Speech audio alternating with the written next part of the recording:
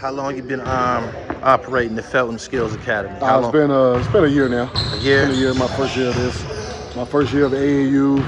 It's been the first year of a lot of stuff, man. Right. I'm trying to figure out my niche, figure out what I'm gonna do after I got done playing ball, man. And this is a traveling camp? It's something I want to do. I actually want to go global with it. I don't just want to stay in the States. I want to go to other countries, right? You know, and do this. So this is a start. This is a start. It's what I love to do, man. I love basketball. I love to teach it. I love to give back. Right. There's so many. I ain't gonna say bad trainers, because one thing I don't do, I don't knock what other people doing or what other people trying to do to help kids. But I don't like to see bad teaching of basketball. That irks me. So if I can help a trainer to be better, then I want to do that. And if another trainer who's more experienced than I am can help me, just because I play the game don't mean I know the game all the way like that. I got a pretty good knowledge of the game, and I got a good IQ, but doing something that, you know, I haven't been used to doing is still different. You know what I'm saying? So I'm still learning. I'm learning how to coach better. I'm learning how to train better. You know, I pay attention to, you know, one of my good guys, Bless, you know, who does a great job at training kids. Yeah, what's your man name? What's his name? Bless Spencer. You know, Bless Spencer. Yep. Spencer. Way Up Basketball. He does a great job down in Charlotte and the Carolinas with training.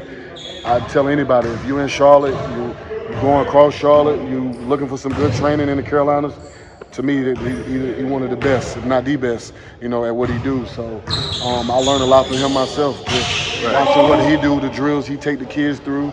And I've always been that person. I'm a sponge. You know, I can look at a player. He might be a guy who's a point guard just like me, but I might see a move that I like that he did. I'm going to go back and I'm going to study it, and I'm going to use it. Right. That's who I am. I'm just a sponge of basketball, of the game. So it's been a good journey, man. It's been a great year. I can't complain. Things is going up rather than going down. So long as things is going up and progressing and it's not declining, I'm happy. When the last time you been back to Chapel Hill? I was in Chapel Hill last season. I went to go watch them play. I was living in Charlotte at the time. I'm living in Dallas now, but so I got a chance to get down there and watch the game. You know, see Coach Williams, see the young boys. So it was fun. Is college basketball still entertaining? March Madness is entertaining. I ain't gonna say basketball all the way, because you're losing a lot of talent to a lot of different avenues now, which is just the world now. It's the game. It's how basketball is evolving now. So these kids can go early and go get money. These kids can get money while they're in college now. Things is a whole lot different when I was coming up. So I see no problem in it. I don't like the transfer portal. That part I don't like. Right. But as far as the kids getting paid and stuff, I think they deserve it. Is the ACC tournament, is that still a big deal? Oh, no question. It's still one of the best tournaments, I think, in college basketball. Give me some of your fondest memories of playing in the ACC tournament. Oh man, I'm talking about butterflies. Just a battle every night, man. Like when I was in ACC, I don't care who you play, you had to break it. If you didn't, you was gonna get beat. You know what I'm saying? Like from Clemson to Virginia Tech to anybody. Wake Forest was a powerhouse. Duke was a powerhouse. You know, Clemson wasn't a team that you think you can go in and beat. Virginia was a powerhouse. I mean, NC State was a powerhouse team when I was there. So every given night, we had to play an ACC tournament or ACC period. Georgia Tech, can't forget about them. Right. They was loaded. They had a squad. So, I mean, listen, ACC is probably, and I'm not just saying it because I played it, it's probably one of the best conferences in college basketball. For sure. Right. You won a Naismith College Player of the Year. In what year? College Point Guard of the Year. Point Guard of the Year. Yeah, 2005. 2005. The year we won the championship. What was that like? It was a great experience, man. It was a great honor, you know, to get that award over some great point guards in college basketball at the time. It was just a blessing from God, you know, just all the hard work that I put in that summer, that season, just my determination, just everything, man. It was just another stepping stone of just the hard work that I put in. Can you remember your first time playing in a camera indoor stadium? Yeah, man. What was that like? I interviewed Lonnie Baxter on another episode, man, and he told me, man, you wouldn't believe the stuff that goes on that baseline and the stuff that they be saying. And he like, these kids is doctors and lawyers and shit like that. They be in there wilding out. What's that like? It's crazy. I mean, I can't put it no better than Lonnie did. Like, you know, it could be so close they can touch you. They got their hands like this by your ears while you taking the ball out. Right. He's saying the craziest things you can think about. You know what I'm saying? So it's just, to me, it was fun. I didn't care about what people said about me. People talked about me my whole entire life, so right. I didn't care about anything they said. You know, but I still went out there and gave them buckets, and we ended up losing the game at the end off a turnover. But you know, it was a great battle. It was a great game, and a lot of great time, man, playing in Cameron, man, playing against Duke, that whole rivalry. That's probably one of the best rivalries, one of the best times of my life playing basketball. Just that right there, you would think I would have butterflies, right? But it was anxiety, just let's giving up to that day, to that night. It was just like ready to play. Let's talk about great defenders. Who made you work? Who made you work? I'm gonna be honest with you, man. Daryl Armstrong made me work. When I got in the league, DA, man, that's my OG. He was on his way out in the league. He was probably about 14 years. Was he playing for the Magic? Nah, he was playing for. It might have been the Magic. I don't remember who he was playing for. Dallas? Was it Dallas? When I first got in the league, might have been Dallas. That man picked me up 95 feet, man. I ain't never experienced that before in my life. I ain't think nobody could do that to me. Just the speed that I had and the handles that I had. I didn't think it was possible. Him and Lindsey Hunter, man, they picked me up full court the whole game, you know, and they was like at the end of their career and they was doing this. So, you know, that was an experience. It was a lot of fun though.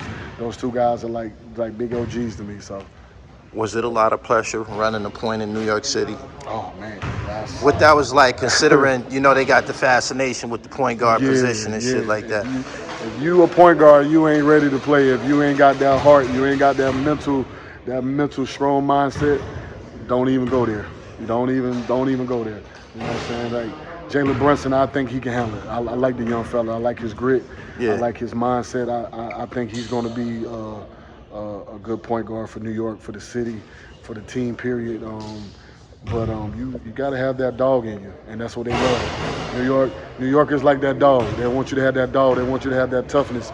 They want you to have that, you know, and still have a little spice to you too. You know, they like that ball handling as well too. So it was fun, man. I took it with open arms. I didn't run from it. I wanted it. You know, right. I wanted the big lights. Recently, they released a documentary on Showtime called the New York City Point Guard Documentary. What do you think about the New York City point guards? Was there anything different about them competing against them? Attitude, arrogance, swagger, performance? Like, go ahead, let it. All of that in one. All of that in one. Just they was. I ain't gonna say cocky, but you know they was cocky, confident in a good way. They was, you know, just they had the swag, they had the toughness, they had the shit talking. You know, they had all that. Yeah. They had all that, you know, and it was fun though. I had a lot of good battles with a bunch of AAU teams out of New York, the Gauchos, Long Island Panthers. Man, like I can't even think of the other team. Playing against Lincoln High School back in high school when Sebastian was there. Like he played against Bass in high school. Played against Bass. He came down to South Carolina and played against me in holiday tournament down there. What y'all do against Lincoln? They beat us, but I gave him 35. I gave him 35. Me and Bassy went at it. You know, it was a lot of fun. But New York point guards, man, is just, you know, most of the guards that I look up to is from New York. Right. I'm gonna say that.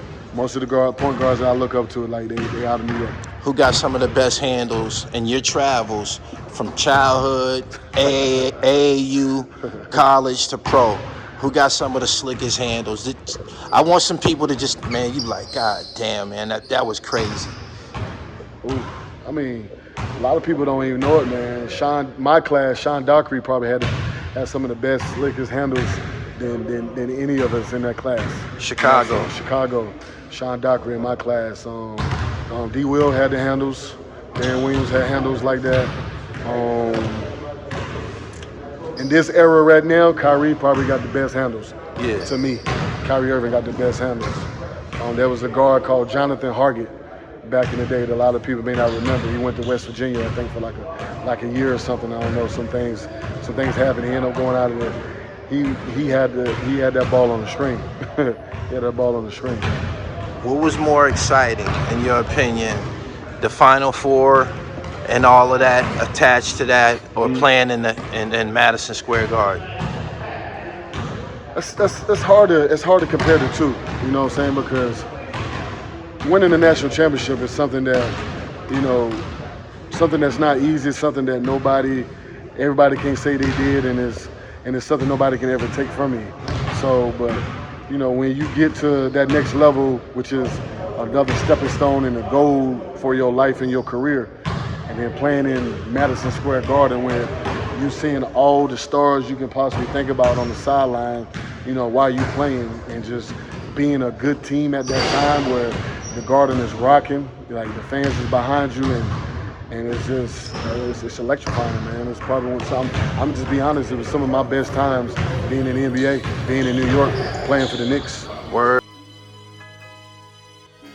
Yep. What's the name of your squad? Ballers United. Ballers United. Charlotte, North Carolina. Charlotte, North Carolina. They gonna see this. I promise you they gonna see I this. believe they're gonna see this. I know who you are. No doubt, no doubt.